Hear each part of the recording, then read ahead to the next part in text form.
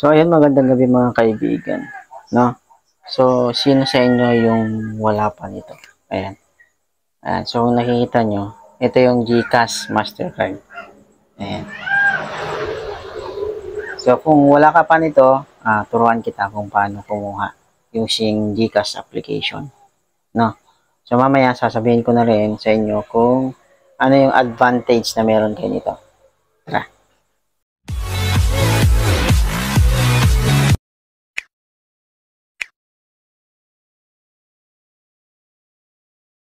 So, ayun, punta lang kayo dito sa GCash application nyo, syempre. Ayan, pag open nyo yung GCash application nyo, ayan, pag may nakikita kayong cards dyan, cards sabi. Ayan, click nyo yung cards, syempre. Ayan, pag-click nyo ng cards, ayan, so nandito yung aking GCash Mastercard. Bale, active na siya, no? Ano na ako, ayun, nakuha ko na nga siya, no? So, ilang years ko na tong gamit. So, yung kailangan nyo lang gawin pag wala pa kayong ganito, GCash card, click nyo yung order GCash card, no? Pag click nyo, and ito na siya mga kaibigan. So, order a card. Siyempre, i-click nyo yung order a card. Ayan. So, ayan. Pag nandito na kayo, send me a card. So, i-click nyo yan. Pagkatapos nyan, mga kaibigan, no? So, ito na yung mapupuntahan na kayo dito. So, may babayaran kayong 250 pesos. So, kailangan may laman yung GCash account nyo, no? Na 250 pesos. Kasi pag walang laman yan, hindi nila ipapadala. Kailangan mo munang bayaran, saka nila ipapadala yon, no? So, try natin i-next. So, ayan. Pag meron na nga laman yung GCash, GCash account nyo, 250 yung bayad. So, fill upan nyo lang to, mga kaibigan, yan. Yung recipient name, mobile number, kung saan i-deliver yung inyong GCash card. Ayan. Province, city, municipality, barangay, zip code, at yung address nyo, landmark nyo, mga kaibigan. Pag na-fill upan nyo na to, mga kaibigan, no? So, pag-click nyo yung next, mga kaibigan, so mapupunta na kayo dito sa part na to, review your information. So, yung name on card nyo, syempre yung pangalan nyo, tapos yung delivery information, mga kaibigan. So, example lang to, mga kaibigan, no?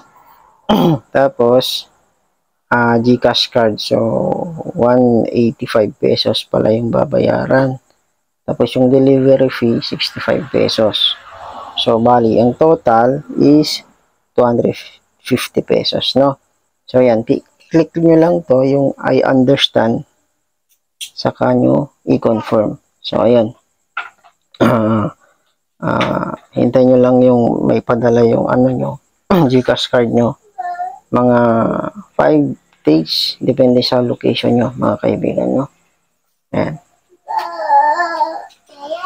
So, pagdating ng card nyo, mga kaibigan, so, ililink nyo yung card nyo dito sa inyong GCash application. Click nyo ulit tong cards, mga kaibigan, pag dumating na yung card nyo sa inyo, no? So, hindi nyo magagamit yung GCash card nyo kapag hindi nyo nilink dito. Ayan. So, pagdating nyo dito, mga kaibigan, ayan, click nyo yung link my card. Ayan, so may code pala na may papasa sa inyo dito. So, ilalagay nyo lang yung code dito. So, ayan, pag nailagay nyo yan, mga kaibigan, mapupunta kayo dito sa part na to. So, ilalagay mo lang yung last 4 digit ng inyong card, no? So, makikita mo yan, yung last 4 digit ng inyong card dito sa harap niya, pagdating niya.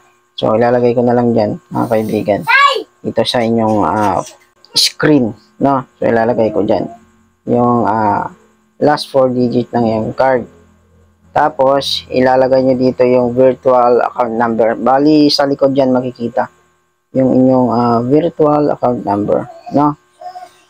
Ayan. So, pag nailagay nyo na mga kaibigan nyo, last 4-digit card ninyo na makikita sa harap ng GCash card nyo. Tapos, dito sa virtual account number. So, ayan, nandyan. So, ilalagay nyo lahat yan. Bali, 12 yun. 12 na number. So, click nyo yung next. Tapos, mapupunta kayo sa review yata. Yun, mga kaibigan. So, hindi ko lang maipakita dito kasi na-link ko na yung aking GCash card. No, so click nyo yung next, tapos may pupunta kayo dito sa last part, no. Ganun lang kasimple na mag-request ng GCash card, mga kaibigan, no, using GCash application. So, ano nga ba yung advantage ng meron tayong GCash card, no? Yung advantage niya, no, pag gusto mong mag-withdraw, pag meron ka na nito, punta ka lang sa mga kaibigan. Punta ka lang sa any ATM machine. So, pwede kang mag-withdraw doon using GCash Mastercard. So, yun yung advantage na meron ka nito.